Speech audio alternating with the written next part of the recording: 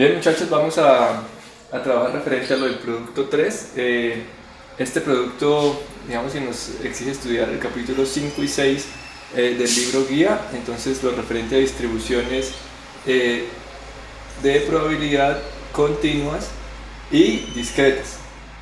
Entonces, para esto hay que entender algunos conceptos. La idea de este ejercicio es poder hacer un repaso, una explicación breve de estos conceptos. Entonces, esto es preciso entender para poder iniciar. Es algo que vimos en el producto 1, y es que es una variable aleatoria. Entonces, ¿y qué tipos de variables aleatorias hay? Entonces, en tipos de variables podemos hablar de dos variables. La primera, que es el tipo de variable discreta, y el tipo de variable continua. ¿Sí? Estos son los dos tipos de variables que existen. Y una variable aleatoria es una descripción numérica del resultado de un experimento, es decir, las observaciones de dicho experimento.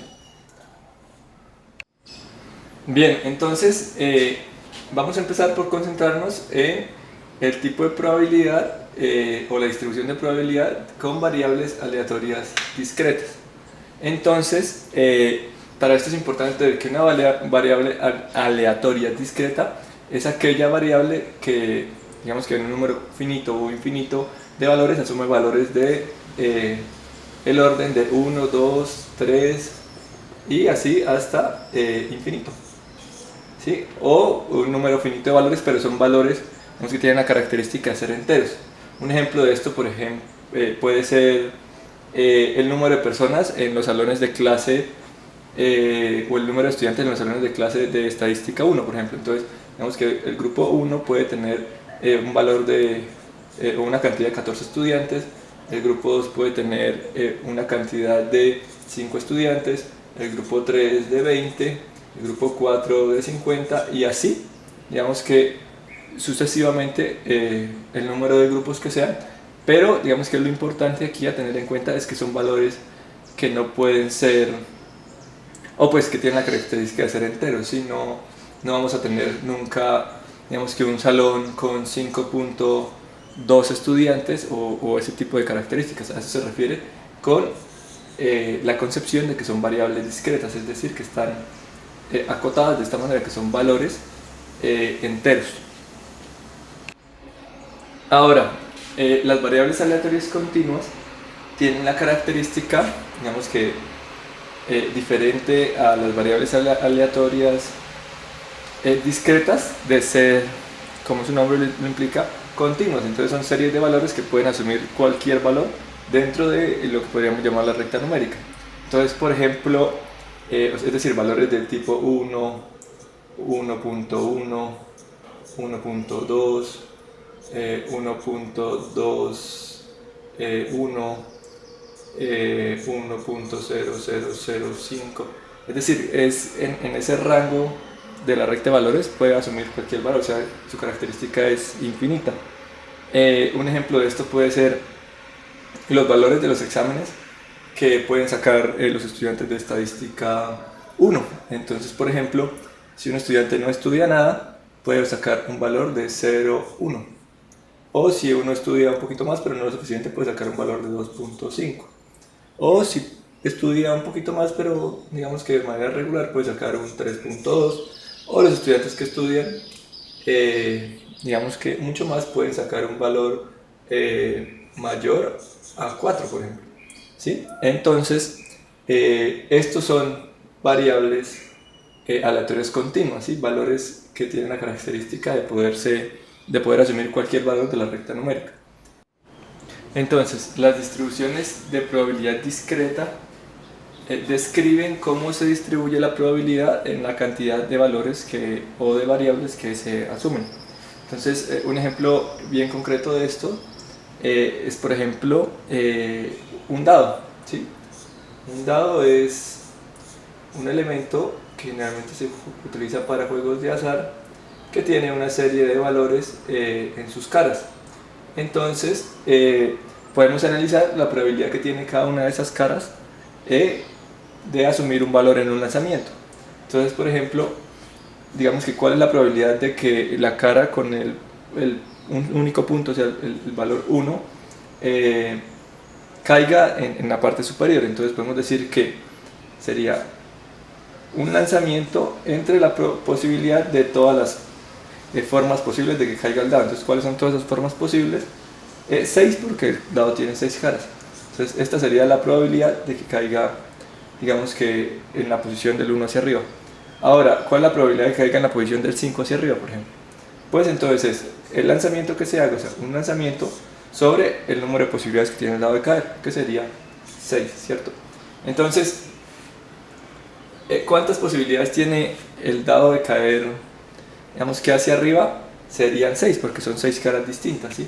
Entonces, cada uno de los lados podríamos decir que tiene la misma probabilidad pues de caer mirando hacia la parte superior el dado. Entonces, digamos que esto podría ser para la cara con el número 1 arriba, con el número 2, con el número 3, con el número 4, con el número 5 y con el número 6. ¿Sí? Todas tendrían la misma probabilidad. Entonces, ¿esto qué nos muestra?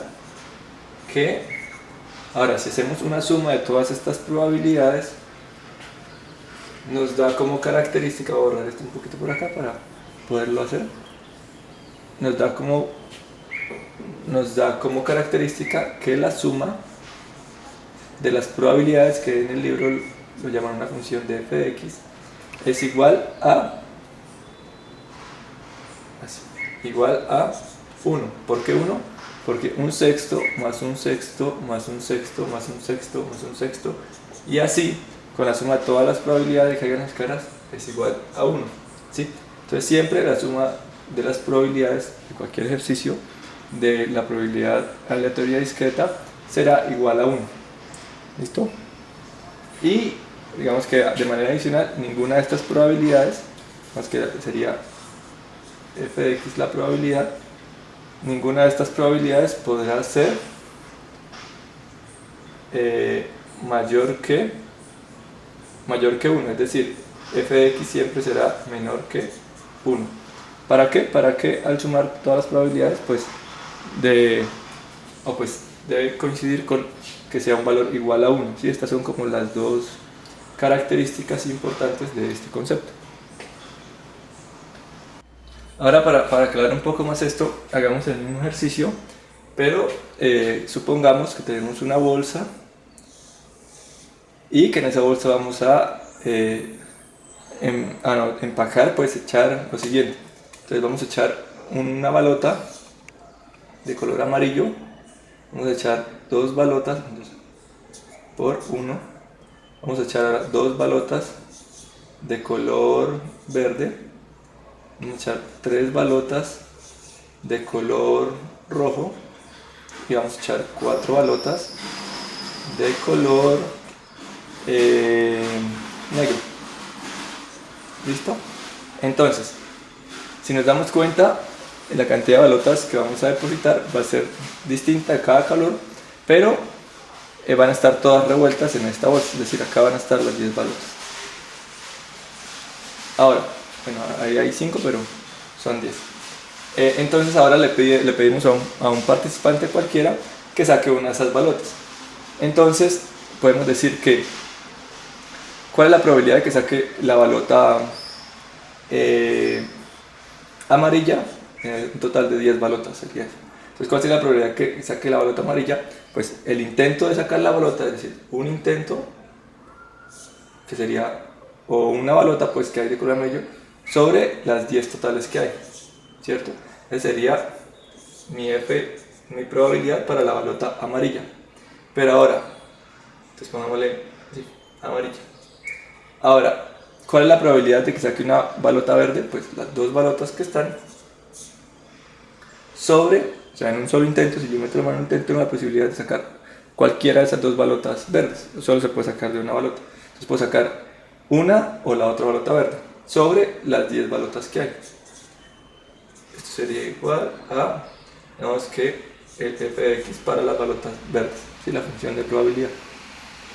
Y Si continuamos así, entonces con las rojas sería lo mismo. Hay 3 posibilidades de sacar una balota roja sobre las 10 balotas en total. Y continuamos con las negras, sería lo mismo. Sobre las 10 balotas en total. ¿Esto qué nos da? Nos da, digamos que para... Vamos aquí un numerito para diferenciar, sería 1, 2, 3, 4. Esto que nos da que, para darnos cuenta con las propiedades anteriores, que ninguno de estos valores es mayor que 1 y que la suma de estos valores será igual a 1. Entonces podemos hacer la suma de, hagámosla acá mismo, de un décimo más 2 décimos serían 3 décimos, más 3 décimos sería 6 décimos, más 4 décimos serían 10 décimos. 10 décimos, simplificando esto, 10 dividido en 10 es igual a 1. Entonces, vemos que aquí vemos cómo se cumple la característica anteriormente mencionada. Bueno, entonces vamos a hacer este último ejemplo para que quede lo suficientemente claro el concepto anterior. Entonces en el libro hay un ejemplo que habla de una calificación de unos directivos de mediano y alto nivel, pero aquí lo vamos a hacer solo para un solo nivel, para terminar de aclarar el concepto. Entonces, ¿cuál es, digamos que se encuentra en la primera columna? Entonces la calificación, las posibles calificaciones de los directivos, entonces son calificaciones de 1 a 5. En la segunda columna se encuentra el número de directivos que sacan esa calificación. Entonces 5 directivos sacan 1, 9 directivos sacan 2, 3 directivos sacan 3, 42 directivos sacan 4 y 41 directivos sacan 5. Listo. Entonces, nos piden, o nos gustaría saber qué probabilidad hay de que cada uno de esos directivos saque cada una de estas notas. Entonces vamos a hacer lo siguiente. Al igual que en el ejercicio anterior, vemos que haciendo el comparativo sería como tener una bolsita con el total de directivos, que para nuestro ejercicio serían 100, ¿sí? O sea, cada directivo de eso sería una bolita en nuestra bolsa, y sus calificaciones sería, digamos que el valor de que tenga cada bolita. Entonces serían, digamos que para el primer caso serían, o para la calificación 1 en nuestra bolsita, entonces habrían 5 balotas, que es el número de directivos, con el valor de 1, ¿sí? Para la siguiente serían entonces 9 bolitas, bueno, no va a ser todas porque son muchas, pero 9 bolitas con el valor de 2, 3 bolitas con el valor de 3, 42 bolitas con el valor de 4 y 41 bolitas con el valor de 5, ¿sí? Entonces eso en todo en la bolsa para un total de 100 bolitas, haciendo la comparación. Entonces en este caso, en el específico, es 100 directivos que sacaron cualquiera de estas 5 calificaciones. Entonces nos gustaría saber qué probabilidad hay, por ejemplo, de que un directivo hubiese sacado 1. Entonces, ¿cómo hacemos eso? Igual que en el ejercicio anterior, es como si tuviéramos las 100 bolas, pero nos interesa sacar una que tenga, vamos a ver qué probabilidad tengo de sacar una que tenga el valor 1. Entonces sabemos que en la bolsa hay 5 balotas con el valor 1, pero sé que hay 100 balotas. Entonces, esa sería mi probabilidad de sacar una balota con el número 1. Al igual que con el número 2, entonces sería, hay 9 balotas o 9 directivos de 100 que sacaron 2. Entonces hay 3 directivos de 100 que sacaron 3 en su examen. Hay 42 directivos de 100 que sacaron 4 y 41 directivos de 100 que sacaron 5. Listo. Entonces estas serían mis probabilidades para cada una de esas calificaciones. Ahora, si revisamos las dos características que hemos revisado siempre, la suma de esto nos daría igual a 1, ¿sí? Entonces, es decir, la probabilidad f de x, por acá, es igual a el número de observaciones, por ponerlo así, pongámosle un número x cualquiera, sobre n, que sería el valor total de las personas que participan en la muestra. En este caso entonces tenemos una n de 100 porque es el número total de directivos, y para el caso 1 por ejemplo entonces tenemos que hay 5 observaciones del valor 1, entonces aquí iría 5 que sería este. Para el caso 2 tenemos 9 observaciones de que sacaron 2, entonces sería 9 sobre 100, me daría esta probabilidad. Con el caso 3 igual, 3 sobre 100, con el caso 4, 42 observaciones sobre 100, que sería la n, y en el último caso serían 41 observaciones sobre 100. Entonces, esta sería, digamos que, la fórmula, por plantearlo así, pero es más importante que la fórmula, es importante que se entienda el concepto, ¿sí? De dónde sale esto. Y si nos damos cuenta de la otra característica adicional, que decíamos que una era que la suma de las probabilidades debía ser igual a 1, y la otra es que ninguna de las probabilidades podía ser mayor que 1.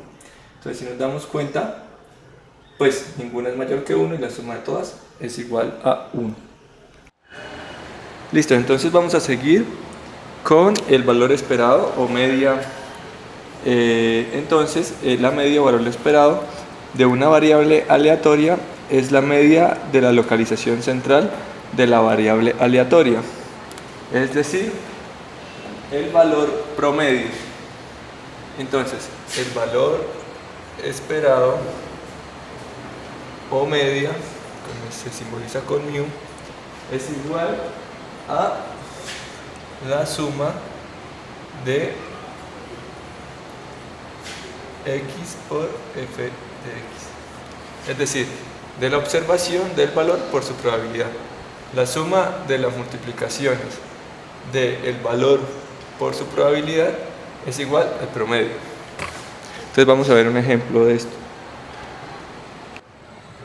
Entonces vamos a hacer el ejemplo que hay en el libro, que habla sobre la probabilidad que tiene una empresa, un concesionario de carros, de vender el número de autos al día. Entonces se habla de vender entre 0 y 5 autos cada día, y la probabilidad de vender estos carros es, la probabilidad de vender 0 carros es 0.18, de vender un auto es 0.39, de vender 2 0.24, de vender 3 0.14, de vender 4 0.04 y de vender 5 0.01.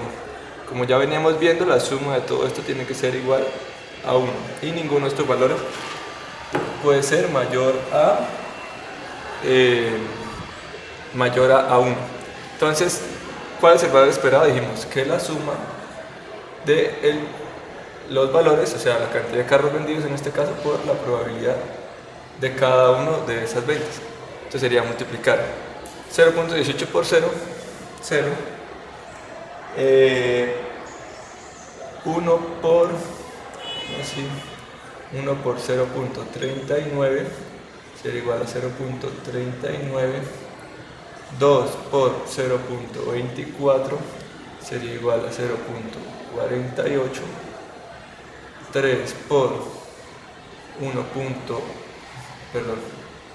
0.14 sería igual a 0.42, 4 por 0.04 es igual a 0.12 y 5 por 0.01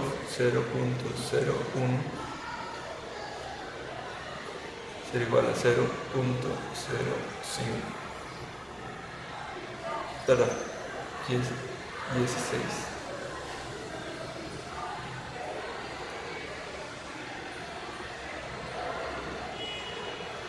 Listo. Entonces, ya que tenemos todos nuestros valores, entonces ya tenemos esta parte que sería la multiplicación de cada valor por su probabilidad. Ahora lo que nos piden es la suma de todos estos valores. Pero la suma de estos valores es igual a 1,5. Entonces, el promedio de autos vendidos en un día en la empresa, o la media, o el valor esperado, es igual a 1.5 autos al día.